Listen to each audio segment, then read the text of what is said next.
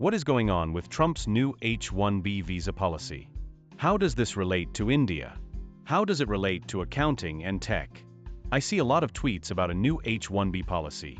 However, it seems people keep attacking people who are Indians living in India, and responses that Americans do not have the talent or skill to do those jobs. What is the deal?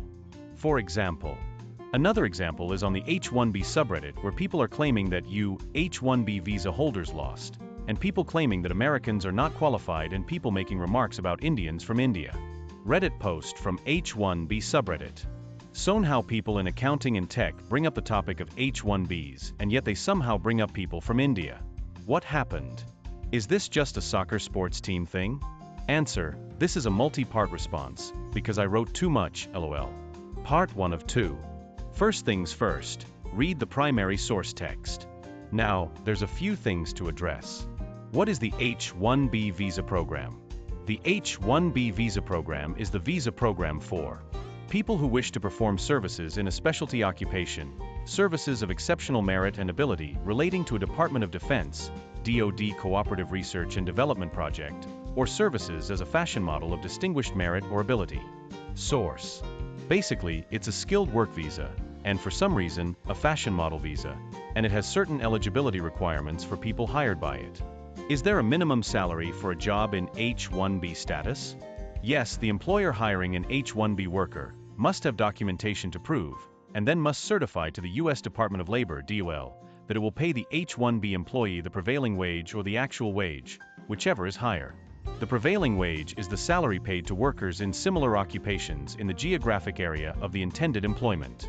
The actual wage is the wage that the employer pays employees in similar occupations at the location of the intended employment. The employer must also certify that it is not displacing any U.S. workers to hire the H1B applicant, and that there are no strikes or other work stoppages in the occupation in which the H1B applicant will be employed. The employer makes these declarations, under penalty of perjury, by submitting to DOL for certification a form called a Labor Condition Application, LCA. Source: that is, filling a job with an H1B visa holder should A. cost the company at least market rate for the salary, and B. require the hiring company to assert that it is not displacing U.S. workers. In other words, if a company can hire a U.S. citizen for the job at market rate, it is illegal for the company to fill the position with an H1B visa holder. Further, the company hiring an H1B visa holder must pay fees to the government related to the visa process. This becomes important later. Part 2 of 2. Why are people up in arms about it? Famously, tech companies employ a large number of H1B visa holders. Pew Research reported in 2023 that nearly 65% of H1B workers were in computer-related fields. The SF Chronicle has a list of H1B employment rates by company in the Bay Area. There seems to be a typo in their image subtitle, but I think it's suggesting there are 16,000 H1B workers working at companies with more than 50 H1B workers in the Bay Area. The text of the executive order suggests there are approximately 2.5 million foreign STEM workers in the United States. That's a lot of people, and with increasing rates of unemployment in software engineering-related fields, there are claims that companies are abusing the H1B visa program by hiring people at below market rates or by hiring H1B visa holders when there are unemployed U.S. workers who can do the job. Thus, there is a contingent of people who are strongly advocating for the H1B visa program to be curtailed/limited, beyond what it was already prior to this order. On the other hand, there are people who have built lives here in the U.S. through the H1B visa program, so you're seeing pushback from such people on this policy. The objections on this front are pretty obvious. I don't think there's much to say there. There's a third group of people whose motives are more difficult to ascertain, namely, leadership of tech companies. They may say that U.S. innovation in tech relies on H1B workers, but if the people who assert companies are abusing the program are correct, then the leadership of tech companies have significant reason to lie. On the other hand, it is also possible they are honestly reporting how reliant we are on this program.